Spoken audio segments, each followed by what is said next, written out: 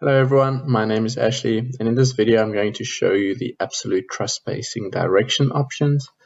So to do this we need to go into our truss settings, which can be accessed via the Steelwise settings section of the ribbon bar. We can also go to the Steelwise menu bar under the steel settings section. We can find truss settings. Alternatively, we can type in the T-set shortcut alias into the command bar. And this will bring up the truss settings dialog box. Under the truss spacing types, we will have the standard spacing type, which we can then set the different absolute spacing options here. So here we can see we have three options for the truss spacing, which will allow for trusses to be absolutely spaced with a remaining gap at one of the following options.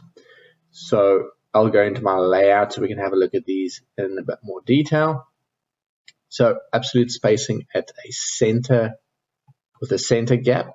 So it's going to absolutely space your trusses between the two crown trusses, with one section where we'll have a remaining gap, so it won't be absolutely spaced based on the spacing of the length of the roof.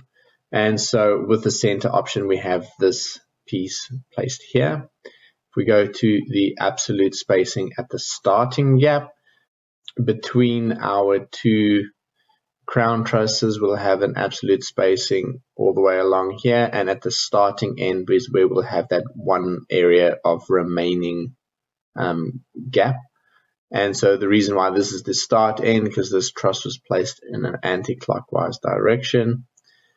And then the same goes for the finishing gap. We'll have the option on the right where it ended as the remaining spacing option.